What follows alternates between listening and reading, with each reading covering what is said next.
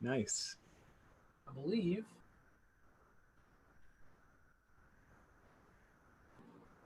Oh yeah, there you go. You see the hand. See it all. Okay. All right. And welcome to Alchemy 101. I am Halo Marquise, the Jedi Alchemist, the Pharaoh of Frequency, coming to you live from some weird place in the cosmos. And joining me is a very good friend of mine, the man with the golden ticket, man of many faces, depths of unknown origins, Mr. Harry Judge. How you doing, brother? So good, man. So good. So good. Man. So good to be here. Always good to see you. Always good to see you. Yes. How's everything? Oh, it's good. Things are good. I'm holding a couple crystal friends right now, so they're joining our party. Excellent. And they're happy to be here too.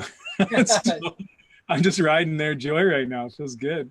Yeah, I love it, man. The vibrations and frequency of everything is like very much at an all-time high. And you know, we talk. So guys, you don't know this. If you don't know Harry, I met Harry at Beloved last year. Which, by the way, I don't know if you got the email or not. They ended up canceling for this year. It's official. It's official. I got an email like probably 4 days ago, give or take. And they're still planning the new spot. And if I'm being honest, I think it's kind of a good thing because I know their lease was up at the old place and they were really having a hard time finding new areas. So this will hopefully make them find and give time to create something even more magical if that's even possible. But yeah, so I met Harry there, right? And now we talk about everything daily, right? And there's just a huge amount of understanding and emotional capacity that he's had that's really helped transform not just the company but my days as well. So that's why I love having him come on and for you guys to be able to see and talk with him and know that there are more of us out there doing this thing, trying to make a good impact. And from everything I can see, it seems to be working very well. Does that sound fair? It feels fair. I'm watching you because your eyes are going up in the corner. Do you have me up in the corner? Well, so I've got one screen over here. And so you know how this works. So I've got the Zoom right here. So we're live, so I can actually see it. But the Facebook is over here to the right. Okay. So I have to keep looking over here for the messages. And so sometimes, but I still see you. You're just over there. Yeah. Because when I'm looking at you and I'm just there, because you're just so you know, you're kind of going over in an angle right now. Yeah. So like watch. If I do this, watch. Oh, now we're talking. Yeah. Yeah. That's it. All right, we'll stay there. All right, guys. Look, awesome. This man is a professional. Harry also does some acting. We don't have to get into all that. But obviously, this man is a professional. He's making sure I get the cameras right, guys. So see, daily, we're finding ways to improve. And that's because the people are watching you. They're going to want to be like, I want to see this man's eyes. I want to see into these eyes. There's a lot in there. There is, man. So. For yourself. There's every morning I go through my little prepping myself up and talking dirty and everything. And, I get lost in them sometimes myself going, this is not a reason to go outside today. And then I laugh about it. And it's great, man. It's like a good overall idealism and trajectory of just being happy and fun throughout everything. It's good. Like, I don't want to get into the whole over scare of it, but, I've worn my mask out a couple of times with the ninja one over it and everything just to mess with people when I'm out. And I was like, yo, that's so cool. I'm like, this is what we do at festivals. You can do this type of stuff all the time. And it's interesting to carry yourself in just a way of just trying to lighten everything. Like it's really fun, and I think it's empowering. And I think right now so many people are finding out that they have this power for themselves because a lot of people aren't having the option to do anything but sit with this and sit with themselves. And it feels almost like the compression is going to make people want to turn the world into a festival. Yeah. Right. Yeah. So this is the thing is you're going out and you're wearing this thing that you would normally just have on those times, but people are starting to shake off the sense of like, I got to be and look a certain way and just feel like I want to it's shifting things.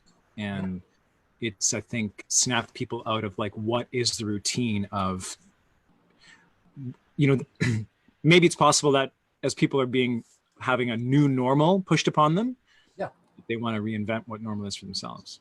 Yeah. And so with that being said, and again, we'll talk about this another time, but we're working on a couple of different designs for Mystech to embrace that exact idea. And I'm going to do everything I can in our marketing for it to really draw that line of, hey guys, this is not for this reason, but if this is going to be the norm right now, let's run with it and really use it as a transformational thing to embrace what really makes us comfortable. And so it is very interesting to see how many different parts of the system we seem so reliant on that just literally evaporated. And now people are not even scrambling. That it seems to be like a lot of good consideration of what is next. And that's up to us to do that. So you've got the thinkers and the action takers, and we've been able to find this good synergy of what the future looks like. So it's World Fest is just a couple steps away. It's a good thing. When you first started talking about like talking dirty to yourself in the morning, and I was gonna say it's fun when you talk dirty to yourself and then you surprise yourself. It's like, whoa. Yeah. Like, oh, I didn't even know I could talk like that. And so, what was in my water this morning? We just stay in the bathroom. Honey, you okay in there? Oh yeah, I'm doing fine. But then there's Jeanette's used to it. Like there's a lot of things like we'll get visitors and they're not used to this stuff, and then she has, oh, it's fine. He does this all the time. Like it's a good time. Good time. Well, and I bring that back just to say that people might be surprised at their own impulses now. Especially people who really, this may be the first time that they've had to spend a lot of time by themselves. And this is maybe the first time that they're thinking about like, well, what's here? What am I hearing? What am I feeling? What are these? I have a friend right now who very much the result of her isolation is like she's birthing. And she's acknowledged that she wouldn't have been going through this process had she still been going out, the usual distractions, going to bars or drinking or whatever, the usual routines, the internet, like the stuff that would normally have occupied her. Now it's actually turned, and something it became a gestation period for the real her to start to sprout out. And so this has shifted her, and she's not the only one. And so it's beginning this whole, so really you don't have to look far to see how what is happening is serving a much bigger movement. And it's fair that there's reasons to be concerned over a lot of stuff, but there's a whole lot of reasons to be celebrating and to be really tuning in to go, what is my new power right now? What's being birthed, being banked, being ready to be expressed. And so whether it's the new Mystech designs on your mask, or whether it's a new way of being, or a new way of looking, a new way of seeing, like all of that's possible now. Yeah, I love it. And I think like the trajectory we're seeing right now, since this whole thing like started, aside from like the initial panic and fear, like it seemed like to have this kind of weird crescendo and trajectory, and like almost daily, just from what I'm seeing on social media, the conversation I'm having with people, like you can really see this like is increasing daily on a mass scale. And I'm even having friends of mine from like high school that used to give me so much crap about how I talk and think and all these things, that are now like, yo man, so tell me more about this wizarding thing. Like, tell me about alchemy. Like, how can I meditate? And it's interesting because you can see the previous fear of diving into the unknown. It's now been overshadowed by this other fear of something that's even more unknown. And this seems like to be a release. So people are like, okay, well, I don't know what to do about that. So it's scary, but this maybe you can tell me something. And so and then the follow-up afterwards has been exceptional, man. So many people are like, man, this is, and like, I'm just meditating for 5 minutes a day and it's changing everything for me. And so it's really interesting to see how it's all unfolding. And, without getting too much into it right now, but it's so exciting with Mystech to see and feel like we're a big part of why that's happening. Like the mass consciousness is very real. And, like we mentioned, we had our biggest month in a decade. Yes. That's so crazy in the middle of times. Like, I don't even know how that's thing, but again, I think it's because people are home and they have no other option but to look into things and to research and to consider and talk with people. And people are finding out like there might actually be something to this. And, when I was up in Canada with you and, we had the blood test video, the other thing, like that just really solidified for so many people what they were too scared to consider before. So it's really tough, man. A friend showed a family member that blood test video, and he was just like, just show me 10 more of those. I just want to see that. Like, that's so fascinating. I want to see that again and again and again. And the results would be similar if you saw it with a lot of people, but that is something. It's really seeing something tangible, which we have felt, which we know, but to really see it played out. And I think you're right in the sense that it is an opportunity to, whether people have the time or the desire to really sit with something and go, what is this? What is frequency? Yeah. What is a frequency? What is it's we're already, whether they're learning about what a frequency is or what it could be for them. Like, you're right that I think the education opportunity is huge, but it's not just that. It's not just learning new information.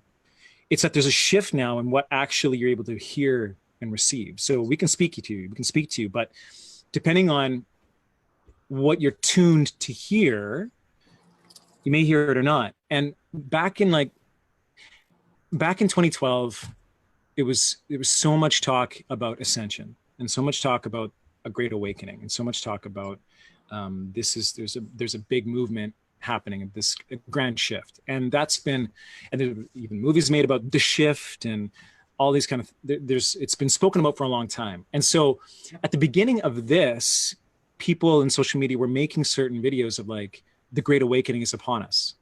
And I sort of took those with a grain of salt. I felt a little bit like I've been down this road before.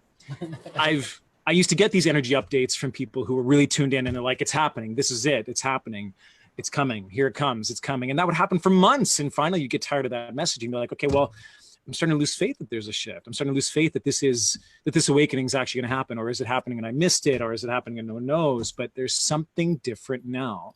Yeah. That it does feel like the awakening, which has been perhaps on a more individual scale, is great now, both in scope and in size. So like how much of an awakening is happening? Like, it's not just like I'm being roused a little bit and I'm kind of learning a little bit more, but it's like tops are being blown off and they're being blown off all over the place. Yeah. So we really need to think about, so the people who've been working on their awakening for a long time, I want to encourage everybody now to really look again with new eyes at the people around you, because there's going to be people who are around you now that are more able to hear the things that maybe you've always been wanting to say, or maybe the things that you've said for a while and you just kind of thought, oh, maybe people aren't quite interested, or you got a little resistance on. See people new now, because there are people who are wanting to hear, who are looking for answers, who are wanting to hear the message. And so it's a time to kind of renew the the sense of like, the age of the Phoenix, the age of the Phoenix, renewal. Mm-hmm. Mm-hmm. I agree. To renew the sense that there is a purpose, because a lot of let's say light workers, people who've been here for a long time, there's fatigue. Am I just here to hold a vibration? Am I just here to balance? Am I just here when I feel like there's something more? And now that time is there for possibly more of that, to not just kind of shine in isolation, to shine with the shades drawn, but really actually to open up the curtains at your front window and let that light really be bright so people can find you. Yeah, because people are looking. Yeah. You become that beacon. It's when you say that. I made a meme last night with that little pun dog, right? That says one thing, another thing, and its mouth's like wide open. And I said, sometimes I like to sit in the darkness, or sometimes to sit in a room with all the lights off so I can feel like the light in the darkness. Light in the darkness. But it's really interesting that you say that, because listen, when you're out and doing these things before, and what you're talking about when people cannot see or hear these things, that beacon that you're carrying with you, people could not see that before. No. They were not in that wavelength. So I'm talking about being that light in the darkness. That's how it was before, when you're going out in the light, because they're not seeing all the darkness because of the blinders being on. They're not seeing that. Now that people can see the darkness of what is like, the systems are not there, they're being drawn to the beacons of people that have been trying to speak and talk about this truth for as long as they have. Yeah. And I think it's really important that we all acknowledge each other for that new level of understanding for so many people, because so many people I've talked to over the years, even myself, it's difficult to go through this life feeling isolated and alone and not being able to talk to friends and family about these things, all the while knowing like this is as real as 2 + 2 is 4, but I can't get them to do the math. Like it's weird. And now that people are being able to see that now, like, dude, I was at Albertsons that I've been going to for years, and I always have my lightsaber with me, right? And the woman looked at me. She's like, is that really a lightsaber? I was like, oh yeah. And I didn't have it the first day, but I was talking to her about it and showing her videos. And then so I brought it back the next time, and she was like, oh my God, that's so cool. Oh, I wish I could do these kind of things. I'm like, but you can, like, go do these things. And it's one of those things that before I've been wearing this for years, going there, she never saw it, or she didn't have the resonance to acknowledge it or talk about it or anything. So I think the shift is really, really huge. And also really quick in Facebook, we got a couple things. Jason the Wizard, my good guy. I got to get you guys on a conference call soon. This guy's making the Mystech orgon generators and everything. And he's one of my oldest cosmic friends from lifetimes. Like this he's amazing. You have to talk to him. And he was mentioning hi Jason. Harry says hello. Obviously, you know. I said small scale, small scale, metronome, humming, and resonating are more and more together, and I think that is what's happening. And that's that universe thing. You know, you being a song, and now there's more harmony that's coming in, so people are able to get in that same like wavelength and ride that really, really through. And I love that he put that out there and that you're sharing it, because now we're talking about the sense of not just harmony but symphony. Yeah, that there are that these rhythms that are beginning to align can be of different amplitudes and different frequencies, but they're all making the music together. Right. And so it feels like we're getting concert now. Yeah. More and more people. I love it. So it's so amazing. No, I'm going to ask you something, because I realize I keep meaning to ask like my different energetic friends this, and I keep forgetting to. And you've brought it up two different ways right now, while this new like great awakening is happening. And I just want to know if you've been feeling this as well. So from people talking about it, and I didn't really realize it was all happening at the same time until somebody mentioned this.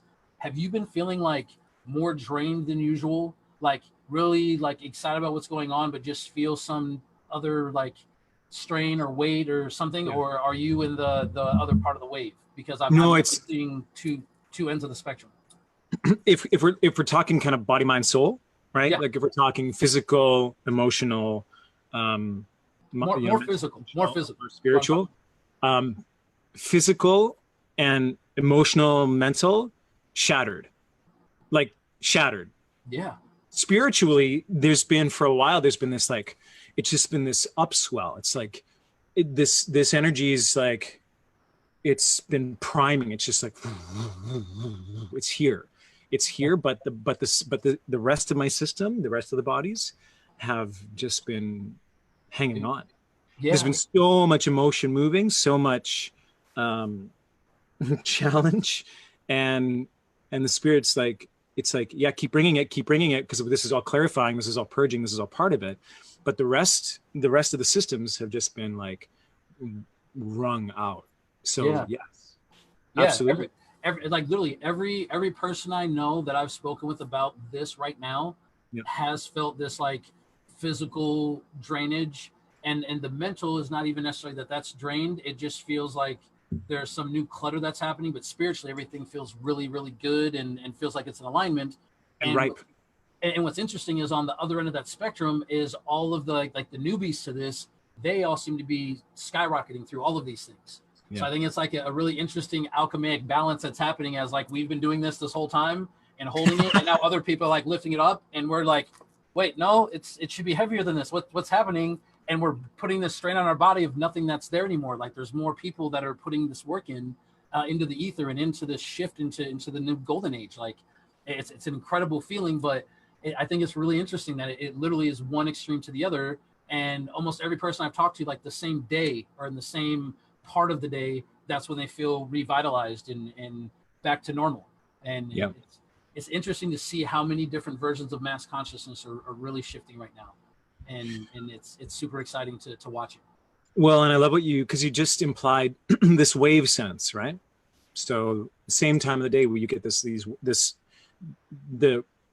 the crests and like the crests and troughs of waves. Right. So everything is the wave.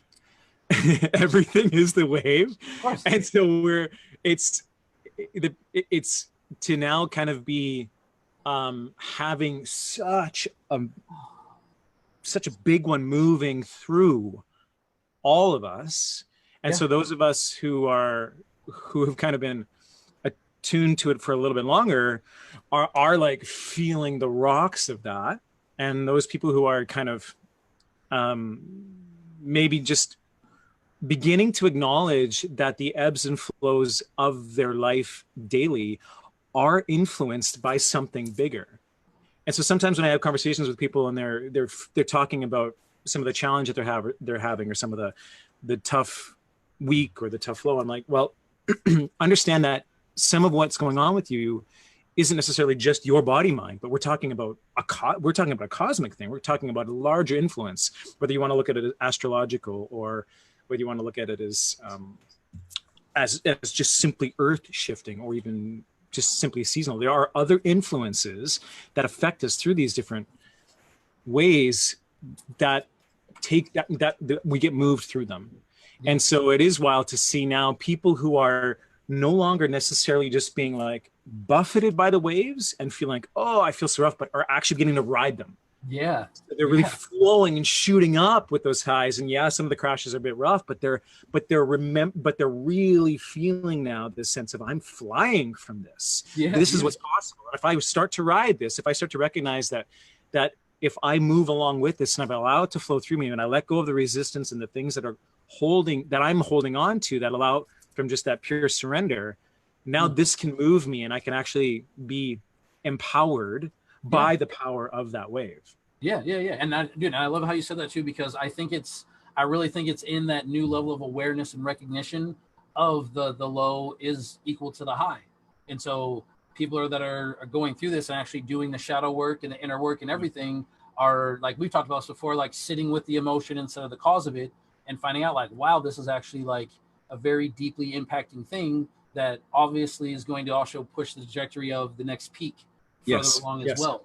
And so there's great images for that, right? There's whether it's like a skateboard half pipe, and you're going down and to fly up, or whether it's a trampoline, right? So it's down, but if you let go, then that bounce, that reciprocal momentum has the capacity to just fire you up. It's when you go down and like get focused on the down and try and stop yourself. Right. That actually balance and get hurt and wipe out, and you're hitting that momentum. That momentum actually gets jammed within you, and there's not the opportunity to actually have that bounce. Yeah. Abraham Hicks speaks wonderfully about this, about taking that vibrational bounce. So the contrast, making the most of the contrast. So the contrast is that bounce now, and then allowing yourself to let go and receive the benefit of the energetic response, which is a swing the other way, right? Exactly. Yep. So, and the law of momentum. I mean, that's a very, very real thing, dude. I love it. It's perfect. And sorry, really quick, I give a shout. My lovely demon wife, Jeanette, says, "Hello, handsome beings," with a bunch of lovey hearts. She's so with an us, a plural. Oh, thank you, Jeanette. Oh, she's wonderful, dude. And literally, what we're talking about, I had to pull it up. I didn't want to say it wrong. No tree, it is said, can grow to heaven unless its roots reach down to hell, and that's C.G. Jung. Yeah. And that's the thing. You think about it again, and we've done. I think I did a couple even episodes about this, and part of the Order of Alchemy, like that root chakra, the way, the path of Gaia, is about we are plants, and if you consider yourself this way, like. If you put yourself in the mindset of how you consider any of these natural things, the deeper the roots, the higher it goes. The more natural growth that it's allowed, the more freedom it will have to go. And nature automatically lives in symbiosis with everything around it. So by it getting bigger and stronger and wider, it's never doing this at the cost of anything else around it. It's doing this and offering more support and everything. And so I think that's like a really important thing right now. As we're having so many different versions of the multiverse collapse on each other and having to spend this time with each other, that we allow that level of tolerance and perspective and self-growth in a supportive way to everybody else. And so I think I'm seeing a lot of that just on the online community as a whole. Like so many people are reaching out and offering help and consideration, and it's an amazing thing just to see how it transforms. But it is from going through that. Jason says cycloidal spiral space curve motion. That's the one, that gigantic torus that we're all in. And so the part that feeds to the down is the part that feeds to the up. So we have to be excited about that stuff and enjoy that part of the process and every step of it. And it's interesting because even with Mystech, right? We've seen people have like pain or things like that. When it goes away or these problems go away, they get confused. or they get scared because they've got like a level of Stockholm syndrome to this version of the system, or to this version of thinking, or to this version of their pain. And when that's gone, it removes this foundational boundary that, similar to the trampoline, instead of just enjoying it and going with what the trajectory shows, the momentum is, they're looking for, why is that gone now? And now they're creating a whole new issue that's not even there. But it's the lack of control, for lack of a better explanation, that the accountability and responsibility is really, really scary right now, especially with so many unknowns. So the idea of, we've had, you know, our government, or we've had the healthcare, we've had all these different things, we've had the job that we rely on, that we see it kind of shaky, we see it kind of crumbly, and then we see it's where like maybe it's not even there at all. And so many people, again, are so used to this like codependency, and I do it too. We all have it in different degrees, but with this codependency gone, what am I capable of? And it just matters how much time the people sit with that. And then I'm telling you, that's what I think what we're talking about right now is, once people get to that very low spot where there's nothing else to think about, or where they have to take some type of action, people are finding out what they're capable of, and they're finding out it's so much more than they ever realized. So they're taking it and they're running with it. And so this is why it's so important that we really exercise this tolerance I'm talking about, because you don't want to be the reason that someone else that's going through this transformational time goes back to their fear and goes back to making themselves stressed out and getting sick. You want to help these and offer more trampolines, right? You know, I'm really receiving this kind of like sense of this tree image that you're offering, that the height is dependent on the depth. And for a lot of my early experience with this, like with my journey, such as it was, of waking up a bit, you know, there's a book that I've been working through, and he says, Little Diversion, he's like, he has a suspicion that at the end, you know, when he finally kind of clears all the charge that's integrated in his system, he's, you know, and finally feels like, you know, enlightened or whatever, that people are going to look at him, he's going to be like the last one. And sometimes I had these ideas that like, oh yeah, I feel like I know a thing or two, and then something will happen and I will be like so taken out at the knees, humbled. Like, how did I think I knew anything about anything? And there is that sense of like, I don't know what I don't know. I have no idea what I'm speaking here from a sense of where I am in this current perspective, but where is that perspective in relation to anything? It's only a little bit different it's only relative compared to where I'm coming from. Right. And so speaking of tolerance, right, it's like we have a sense of other people perhaps in different positions, but that doesn't necessarily mean they're above or below or anything about us. Like it's a particular linear perspective that isn't necessarily supportive of our understanding of whether you want to look at it from a multiverse perspective or just an expanded being perspective. These things are not linear. They're not one-dimensional. They are more dimensions than we are meant to perceive right now. And so this feeling of that I have to say, you know, it can be compelling and tempting rather to kind of look at someone in their journey and go, oh yeah, look at them awakening. And then suddenly they'll say something, right? And you're just like, it's something that, you know, it's the new thing. Yeah. You're like, oh yeah, okay, you know, we're going to nurture you along. And then suddenly they just drop a bomb on you from way above. And you're like, thanks for that one. Yeah. So there is this kind of thing of it's not just tolerance. It's like open curiosity and grace and reception of like, thank you for whatever you're about to bless me with. Yeah. Dude, listen. Is that what you're saying right now? That bless you. And we talked about this earlier, and I told you it's the new meme of the future, right? And exactly what you're talking about. It says, I need a sugar witch, like a sugar daddy, but they just send me herbs and crystals and potions for being an enthusiastic friend. And I love that, because that literally embodies what we're talking about right now. Because if you're that witchy or that wizard, whatever, that's at home, and you're doing all these things that, you know, your full intent, no matter how it's being judged or looked at, your intent is to create this positive impact, this positive wave. That's hard to do without support and cheering and all those things. So what an interesting thing to offer to the witchy women out there. Like, hey, do you want to feel more empowered? Like, send me these things. I would love to have this. And give people the freedom to create whatever healing modality that they want. There's no one way. We have this all these things in the spectrum. And so this is like, dude, we have to figure this out, but we're going to do this experiment where we're going to get like 6 to 10 people at a table, and everyone's going to get one pair of lenses of one color. Yeah. Right. And the teams, whoever can get all the colors together first from interacting and believing what the other person sees, even though they can't see it, that's going to be the team that wins, because we all have those different lenses. We have those different perspectives. They're not ever wrong, but they all always create a new version of what reality is. They're all true. It's either going to support what we know or it's going to remove it. But we have to have that objective version of how truth continues to unfold. Like there's a old scripture or something that says God is just less science that we understand. And he's getting smaller and smaller. The more science that we understand, the more he goes away. This is like an old Christian thing.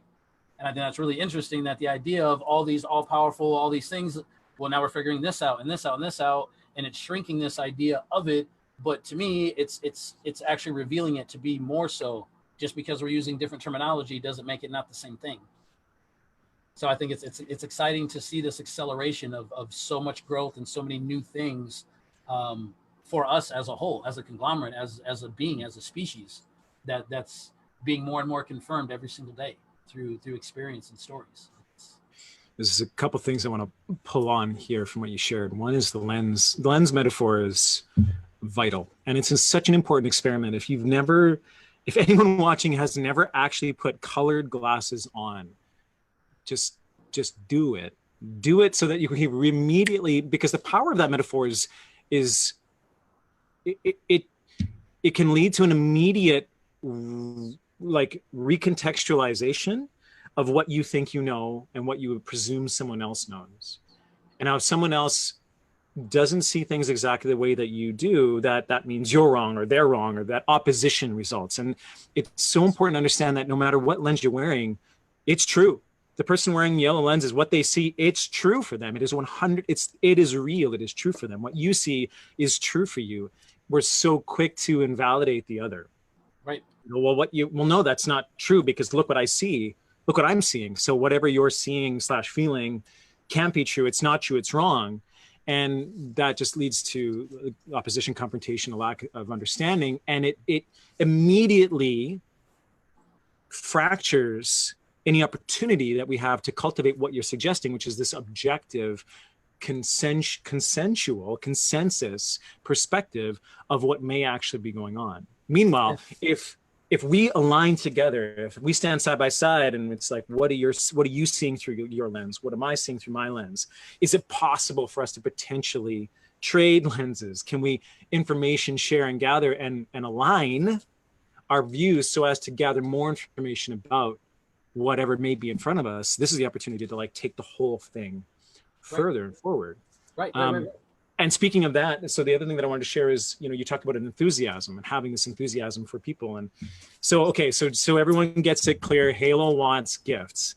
Halo wants crystals. Halo wants incense. All those things, absolutely. Look, email me halo@Mystech.net. I'll send it down. I'm not even joking about it. I need all those things. Okay, so that's there. That's done. It's done. The other thing that I want to share is this sense of, so the enthusiasm. Anyone who's ever had improv training before, like theatrical improv training, knows this idea of that if you ever say no to someone in an improv, it just kills it. It's like it's the end of the improv. It's really about saying yes to the offer. Yes, and. So it's like yes, and. And so that's the encouragement for really anything that may be coming forward from someone, is just like acknowledging the validity of what their current journey is. Now, it doesn't necessarily mean that you say yes and with everyone expectantly, but energetically that perception can be there, where it's like there may be something birthing from this particular tree or rose bush. You had a really amazing analogy earlier today, and it's like, yes, and where do you want to go next? Yeah. And so that's the opportunity that we have too, as people who are enthusiastic about the growth and development of anyone else around us, including ourselves, going, and this openness, this freedom, can like facilitating that next step. And dude, I love that. So I'm gonna piggyback on those two things, and I'd love to talk about the rose bush. I think that's a beautiful thing. But one of the things that you said, you're like, I love this thing I did improv. Like, I don't know, we never even talked about this. Like, I acted a couple times when I was like, I was Aladdin. I did the whole everything. Like, it was a good time. But improv is one of my not the genie.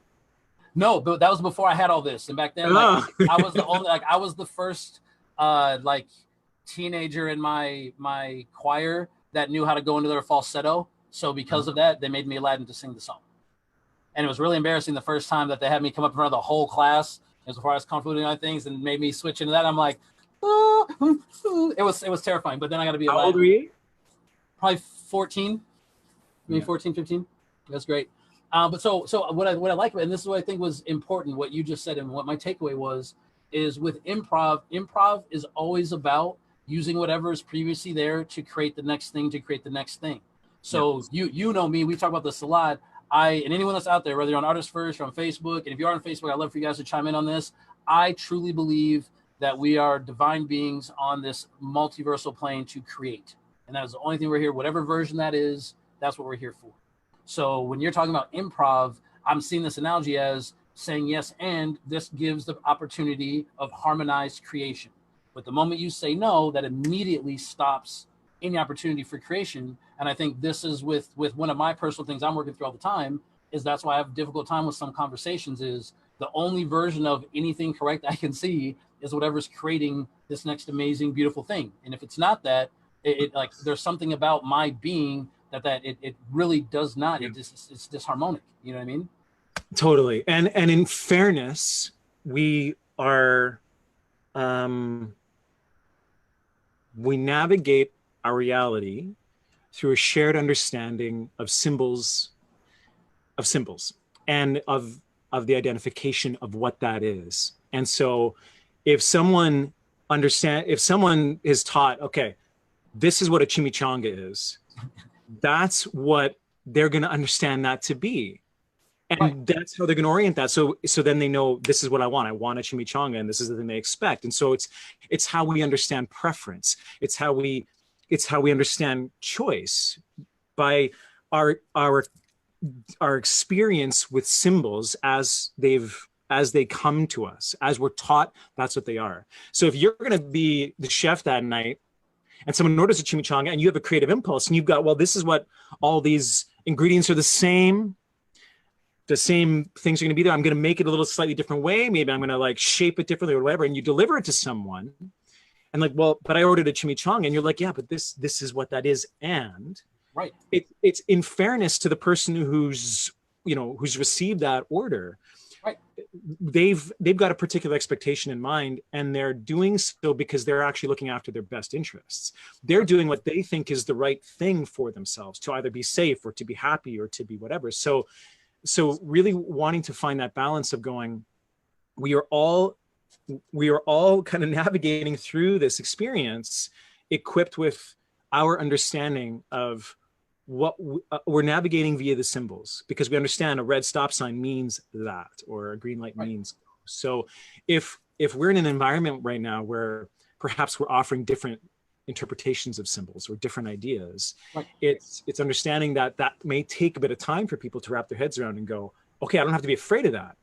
I can be open to what that new thing could be. I can allow for the world and for the symbols to keep evolving.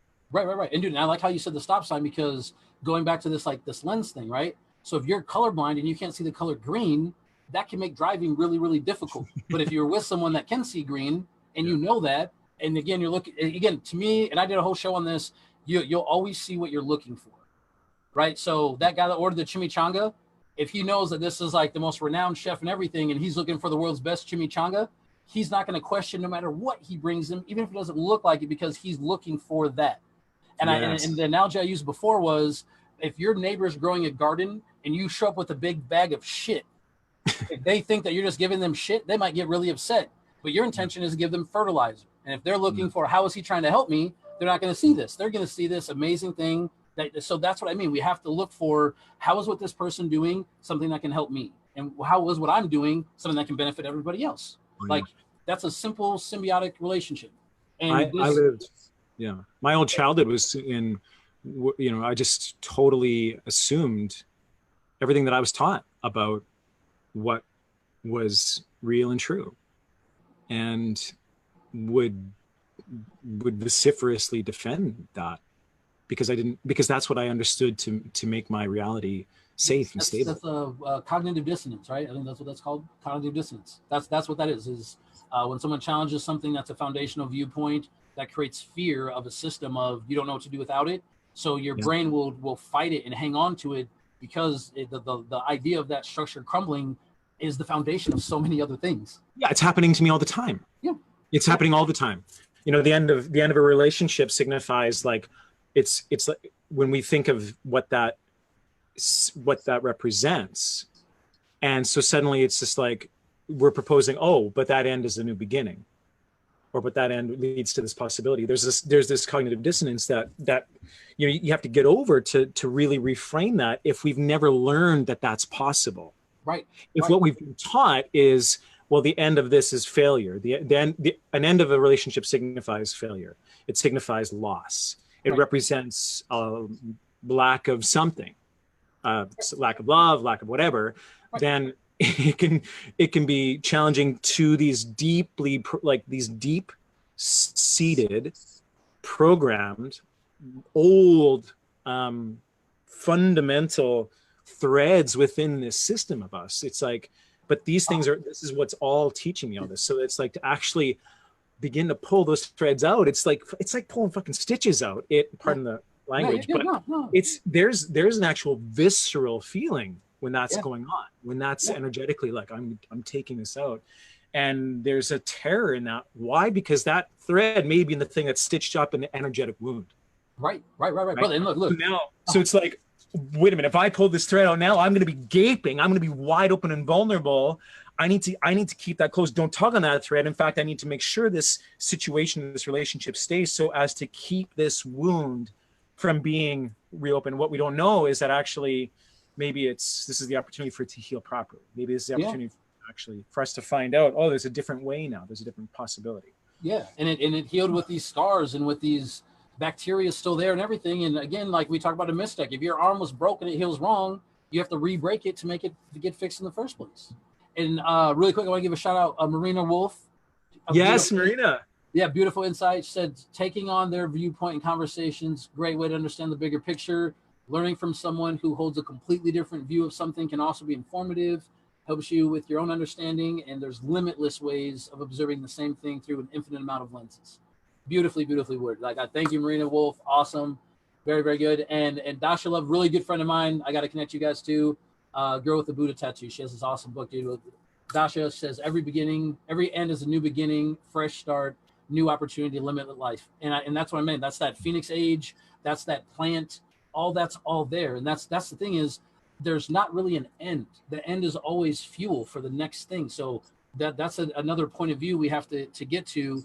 And you said two things that I was like, dude, I'm working on a meme, guys. I'm always working on these things, but I don't always. I try to get it not too wordy. So I'm how you said this. I think the difference between thinking and programming is thinking allows for an expansive response.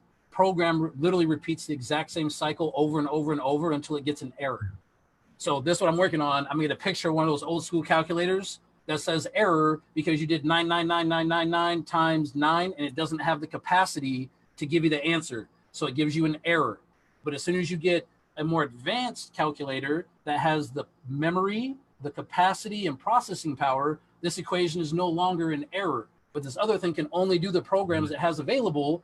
And it's not that it's wrong. It just does not have the capacity to do this. And it's not its own fault. Yes. But now that we know, well, this is, and that's the other thing that I personally, I think I was very fortunate because I don't have this like perfection idea of we all are terrible at everything. We're always figuring everything out. Always. It's always an improvement. Like even the things that I feel like I've mastered is the mastery is, and I know this much so far, there's more. So being vulnerable and making yourself open and like you're talking about and literally removing this program, like you're pulling the program out. Then once the program's gone, guess what's attached to the end of that? You are. Like you seen the first Iron Man? You ever see the first Iron Man? Come on. Okay, so look. Do you remember? And it's funny because oh man, perfect segue. This is beautiful. When he has Gwyneth Paltrow go to pull the thing out of his chest, right? And she pulls too far and pulls the whole thing. I was like, oh, that was too much. But watch, he starts freaking out because he feels like he's dying, but he does not say to put that old piece of crap back in. He puts in the new one, and what happened? Whoa! And now he's completely revitalized with something that's limitless power. This is what we have at our disposal all the time. And it's interesting that it's Gwyneth Paltrow, because earlier when you're talking about a relationship, whatever, can seem like it's failed. I'm pretty sure it was her talking about when her and her husband got divorced. It wasn't a failed marriage. It was a successful marriage up until that point. And at that point, it no longer made sense for them to trap each other in their versions of what was important. But everything up until that point was very successful and very enjoyable, and they're still very good friends now. And I think that's another one of those things that we all deal with, this ideal of loss of things that we don't even have. Like if you've had a and that's cultural. Yeah. And that's cultural as much as anything. Yeah. That's really, thank you. Because I was feeling when you said yourself that you feel lucky that you're not trapped in the sense of perfection of like, oh, I heard that and I'm like, well, I can't claim the same thing. I absolutely so maybe I should actively recovering perfectionist. So maybe I should reword that, because I'm definitely a perfectionist. That's what I strive for, but I do it with understanding that it's not realistic, but it's right. A good counterbalance to keep that momentum for me. Like I'm going to improve this. It's never going to be perfect, but practice doesn't make perfect. Perfect practice makes perfect. So you have to always refine what you're practicing to make improvements, or you're not going to improve. I intellectually get that it's not possible. I intellectually get that it's a failed effort, but viscerally, no. Viscerally, I really fundamentally believe that not only my happiness, but me receiving love, i.e., me surviving, because it's like as a child, it's like, how did I get love? By approval, by being perfect. But when love meant life, right? So to me, that causal link chain exists. It's that if I scale it back, it does mean if I get something right, then I will get approval, I'll get liked, I'll be loved, I'll live. And so viscerally, I'm really tracking that. And so it was important for you to give that Iron Man analogy of going, okay, so it's okay for me to have this visceral disconnect where that program can be removed, and it's going to feel like it's taking all of me with it, but it doesn't have to. And in fact, whatever it takes with it is no longer needed. It's maybe a piece of me or part of me that's just no longer required. And so, because there is that feeling of like, but if there's this hole here where that understanding was, what will fill it? What will be there? And so, this idea that limitless power is exciting. Yeah. But no, so two things with them. And like when you said that right now, like I'm just, man, I like to be overly transparent. Like hearing what you said, and I know how I talk with my son, and I want to shout, like I might have to sit down and have a different talk with him, because we do have a thing like that. And that's, so thank you, man. That's some self-reflecting I need to do. Like he's amazing, and we have a great relationship. But as you're saying that, like even if you go back and watch this video, I'm sure you'll see the look on my face of like, shit, like I think maybe so I think that's something I'm guilty of as well. And I think this is important to be able to, in real time, like this is what I mean. Like if that's a real thing, I can look at that and go, shit, maybe wow. And I'm saying, man, go back and watch the video. Like I really had a moment there for a second. The other part I want to say, when you're bringing up this Iron Man part of it, this is another thing I think is really important, guys. And when we're talking about this tolerance and uplifting, imagine for a moment when he told her, take this out and put that back in, and when he started freaking out that what's she doing? It's going to be okay, Tony. It's going to be. He's like, listen, just do what I say and put it in. If she would have sat there and kept talking and didn't just believe what he said to do, he would have died. So guys, again, when we're talking about what we see is what we see, for all your friends, your family, your kids, your whatever it is, when they're saying this is what I need to live, you have to make sure you're paying attention to that. Because in this exact analogy, if she wasn't listening and thought she knew better and whatever it was, she would have died. And she has an understanding of his business. She takes over it, but still didn't know it to what level and degree of what he was working on, because that was something for him. So he needed to get this removed. He needed help. And as he asked for the help, if that was not offered the exact way that he needed it, that's not help. That's an old analogy when we had a bunch of people in Mystech, and people are always helping. And I'm overly appreciative of all the help and support that we have. It's really tremendous.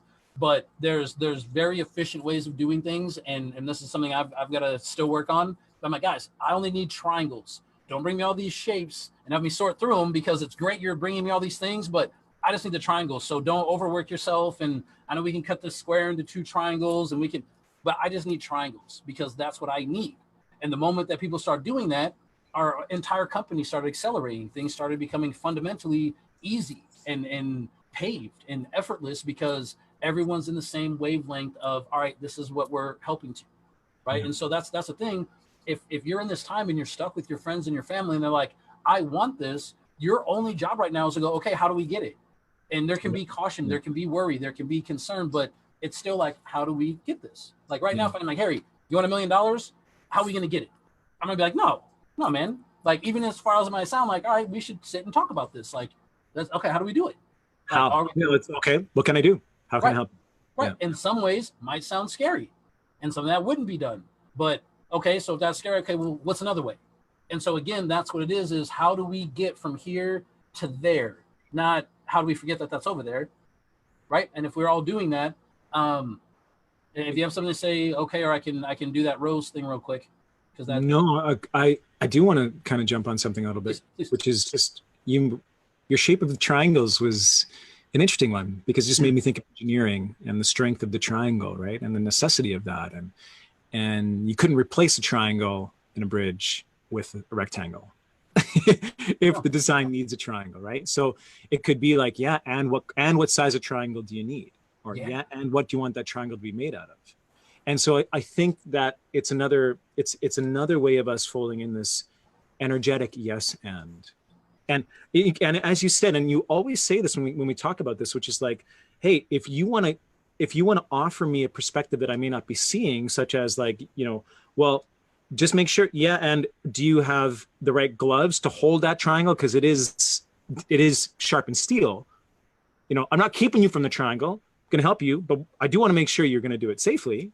I'm just going to offer this, like, right? So this is yes, and I want you to be aware of this thing, as opposed to no, right? Yep. So it is important. Like, I want to tie it back to what we were sharing earlier. This again, this sort of like openness of possibility, because we don't. As you said, you said Gwyneth didn't know Tony Stark's truth. So for her to just say no at that moment, it wasn't, wouldn't have been appropriate. Certain death. Just has to be this openness. Yeah. I want to, before you go on to the rose bush, there's a lot of sensitivity there, this vulnerability that you had of going like, I want to have this conversation with Amante. I want to see Amante, yeah. Not Amante. No, Amante. Yeah. Have this conversation with Monte and be like, okay. And you know what? What came to me to offer here in this conversation is to be like, should you feel called to have that conversation with him, ask him. Yeah. Has this been your experience?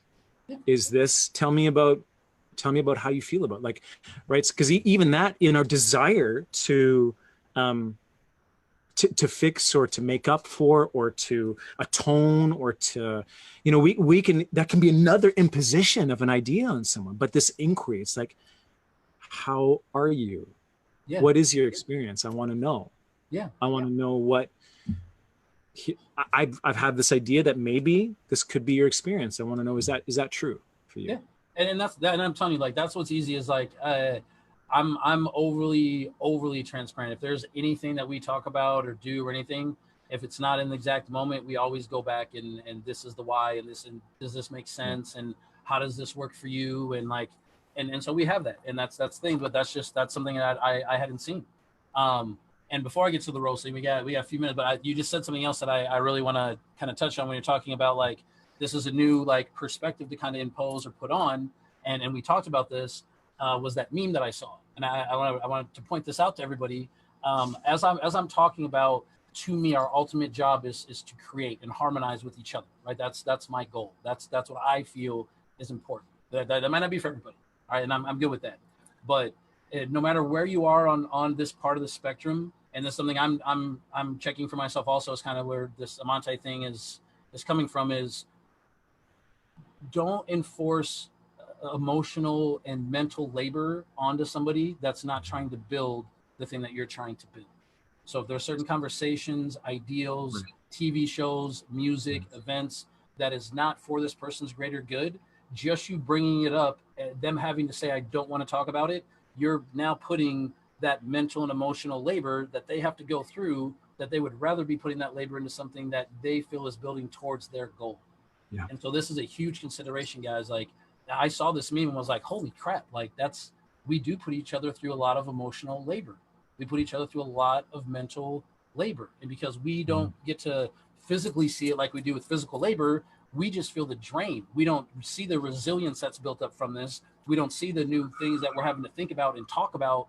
And that's a huge, huge piece, guys. Like right now, out of everything that me and Harry have said, to me, this is the most important consideration, because this is something that me and Harry talk about all sorts of things. Guys, there's emails I get from customers that consume me for hours a day. That's a very small thing. That's an easy thing. But because of the wording and the verbiage and again, consideration, care, this is a huge part of labor that goes through that. When everything's said and done, it's like, okay, we did everything we could, but all that time is now evaporated. And it's not that it's not valuable or it's not worth it, but in comparison, like there's not, it's not for the greater good. It's not, it's literally just a drain. So we're looking for things that can catapult us and nourish us, even if it comes to an end. You know, earlier when I'm talking about that fertilizer, like compost is something coming to an end that actually creates the thing. So that's not a thing either. So just make sure whatever your relationship is, even at your job, anything, make sure the conversations that you're having are being, benevolent and divine in the labor that's being put into it. And if it's not, then you're taking away not only from yourself, from the person, but from our mass consciousness of what we're trying to create. Like, I really think that's a huge piece. Can I take a moment to pull the two messages out of the two things that I'm taking away from what you just shared? Because they're big ones. Cool. And so I feel like there's two key things that I'm taking away. One is you talked about the sense of, we may want someone to grow or shift or move in a certain way. And we might, do this, watch this, listen to this, think about this. And they are like, I'm not ready for that labor. I'm not ready for that stretch. I'm not ready for that thing. So actually having the humility to kind of recognize when that's so, and then the discernment to go, this is, it's kind of having this open hand thing of possibly acknowledging a thing and allowing someone, trusting that when that person's ready to see the lightsaber, that they will, rather than you whipping it out every time and like pointing it at this woman who maybe wasn't ready to see it. You know what I mean? That would have been a shock. That she wouldn't have been ready for that. I mean, so that's it wasn't a lightsaber, but yeah. Yeah. No, beautiful. Yeah, it was a chimichanga. Yeah, it was a chimichanga. So I think that was the first part of what you're sharing. Is that correct? Love it. Yes. Okay, yes. Cool. And then second piece that I took, and first of all, I really feel like you really rocked me with that one. It's just this feeling of going, yeah, okay. Like I've done that. I have done that where I felt like, I'm gonna want to bring something here that I think is going to be good for a person, or I'm thinking is be good for a thing, and just, rather than really allowing everything to unfold at a more organic, natural pace, and knowing that what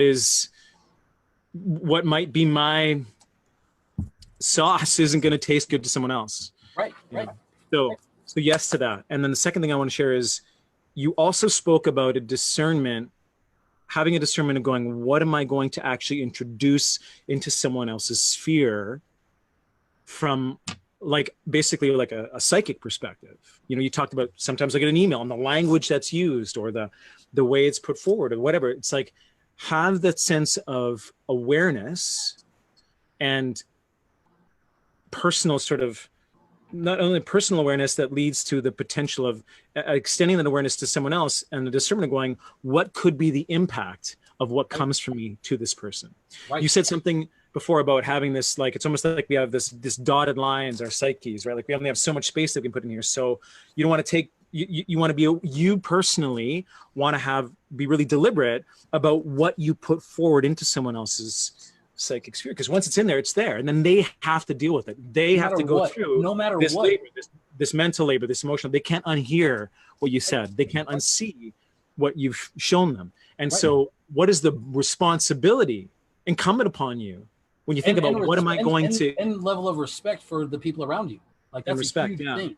Yeah. And I'm really curious about this. This is an unanswered question for me, because this idea of like, well, we want to share everything in a relationship. We want to be transparent. I want to share you all that's happening with my experience. And I want to show that I can handle the real. So I want to hear all about your experience. And so, but then we are also taking a lot in to our own individual psychic spaces. And what is there a balance to that? Like, I don't know. I don't have an answer to that. It's just it's an inquiry I'm in right now. So in my experience, and this is a really difficult one because I know even I do it still, and I'm semi-aware of this thing with me. You know, I don't know I'm doing it sometimes, but I try to check myself, and it really gets into that level of humility of not demanding of the unknown. So if you bring someone up and someone says, no, I don't want to talk about that, or you go, hey, you know, never mind, to have the humility to let that go.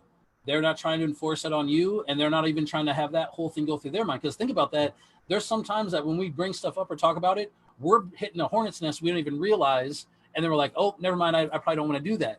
And if the person doesn't give you the freedom to withdraw that, like you have no idea what version of the timeline that we just stopped from unfolding. Like I'm really, really big on the whole butterfly effect thing. And this one thing created all of this. And if this is not there, and so that's where that level of respect comes in. And so we're just about out of time. I wanna finish up this rose thing. And dude, it's funny you even said something else because when I get these ideas or I want to go over these things, my wife, dude, she's been with me for 13 years. She knows my worst parts, my best parts, the things that could. She knows these things. So when I get an idea about something, I like to sit and run by as many analogies as I can, right? Yeah. And so I just got done building this amazing garden, and every day it seemed I was getting a new plant, and I was like, all right, no more. That day, her sister just happened to mail her a rose bush. I was like, all right, well, now we've got roses. And so as I'm talking to Jeanette about this, and I'm talking about like tolerance and perspective, I'm like, okay, look.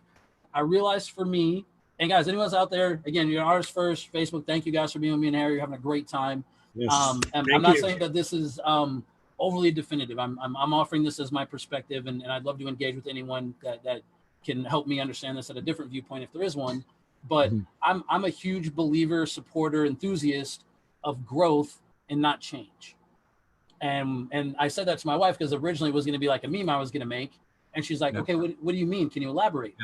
Yeah. And again, as the universe would have it, synchronistically, oh, you know that rose bush that your sister sent? Shout out Yanira, sister, you know, always Andrew, my guy. Thank you guys. I'm like, listen, so that rose bush outside, if we put it out in the garden along the railing and we just nourish it, we make sure it gets the food it needs, the water, the sunlight, it's going to grow on its own in the directions that it wants. And when it grows too big out of the pot, if it wants to grow up, we can offer support and put it next to the thing so it's got something to go in the direction it wants to go. Yep. That is supporting, nourishing growth. On the other hand, I can drive down Burnside right now and come across a bajillion different rose plants that have been cut into spirals and spheres and shapes. And they look beautiful, sure, but that's not what the rose's natural thing would be. This is someone going, hey, I really like this, but I like it as long as it's what I want it to be. And now they've taken it, they've nurtured it and get it to the spot they want it to be, and then they go in and change it to what their viewpoint is important, but they're not letting that rose bush be itself. They're not nurturing its growth. They're wanting to change it. So I think this is a very important time for growth. And when you're talking about, when you were just giving an explanation, you said something about moving a certain way, right? And that was the other thing, because she was like, well, so what if the person doesn't want to do what you want to do? Like, how do you support them that way? I was like, perfect. So I don't know if we ever talked about this. I used to do hip hop dancing, and I taught it at school once upon a time. I used to go to dance competitions, and I would see, yeah, man, yeah, I do everything. If you don't sleep, what do you do with infinity? Everything, right? I've done a lot in my 280 some years. It's been wonderful. But so if you can tango, right, and I can, perfect. But your significant other can only waltz. If they're appreciating what you've been able to create and do, what makes you feel free, out of respect and consideration, especially at like a performance, they're not going to press their waltz into the middle of your tango and mess up the way that you move so they can feel included. They're going to be on the sidelines cheering for you, holding a camera, making sure, oh, that's my wife. Oh, that's my husband. Look how it's so graceful how they move. And they're appreciating and accepting their ability to move in a way that's not like theirs and still supporting them. So that's what I mean is, as long as we're not stopping the person from moving, then we're supporting them. Those are, I think, really, I think all that aligns with what we're talking about. But I think that's kind of my big takeaway at the end of the day of all this is As long as you're helping growth and movement, you're doing an excellent job. Yeah. And if you're not, you're still doing an excellent job, but look at what you're being excellent at doing. Yeah. We don't have, you know, humans aren't rose bushes. We don't have dominion over them. And we want to support the ways they want to express. You really like stopped me today when you showed that analogy. It just, I appreciate that we got to share it again, because it's, it offers a lot of food for thought. Because part of me is like, well, what about this idea of cultivating beauty, and that can be the rose bushes decision. You know, fortunately the human has the voice, right? So maybe the rose bush can't tell us unless we really listen, because if we really listen, we may hear it, right? But this human, if they like, you know what, I want you to trim and shape a little bit of this because I want to try this expression, then we can be part of that. If they are wanting a change, perfect, dude. That's alignment. Jason said they might learn to tango. And that's exactly what you're saying. Like, if they want that, then great. But then that's what I mean. But if not, then okay, no big deal. But we still can all do these things synergistically, even if they're not going in the same direction, right? As long as we're moving forward, we're growing. Like, that's it. It's a beautiful, simple mathematical equation. Like, and you know me and math, it's a big deal to me. Yep. But yeah, man, no, this is awesome, man. This is awesome. Always good having you on. Yes. You got any final words? I was going to get in a couple of the new Mystech things and all that, but we'll do that on another show. Guys, just know we got a lot of amazing multiversal things happening right now, and I've never been so excited for. Yeah, I will say it. I've got a little bit of a inside ear on some of that from Halo, and I want to say, like, it's true. Like, some of the stuff that's coming from Mystech moving forward is next level, and the idea of leveling up is going to become really real really soon. And so that, I just feel I kind of pinch myself. It's like, what happened that got me into Beloved when it did, and got me to, you know, here and aligned with Mystech, and now Mystech Canada. Like, it just feels like a lot of magic. And it is. It's pure magic, man. And thanks for being a part of it. And so, like he just said it. So if you guys are in Canada, please make sure you go to Mystech.ca, not.net. Save yourself some money, save customs, help me support this beautiful man that's up there creating the golden glow. Like, Harry Golden Ticket, man. Thank you so much. Yeah, man. You're welcome. Speaking of Golden Glow, so you know, if we've launched the site, and our launch sale will be ending on Friday, but there'll be a new sale starting on Friday, which is for the pre-5G bracelet. So if you're in Canada and you're starting to see the 5G towers go up because it's happening, and you want the thing that you can have in advance of that, the pre-5G bracelet is it. It's amazing. And Mystech.ca, you'll get a sale on that starting Friday. So do head over there and check that out too. Awesome. All right, guys, wait. This is Harry Judge. You guys can find him online. Amazing. Check out Mystech.ca. This is Halo, your local wizard, alchemist, Pharaoh Frequency. Loving you guys, and I will see you next week. Keep growing, keep being beautiful. Love you. And then we go.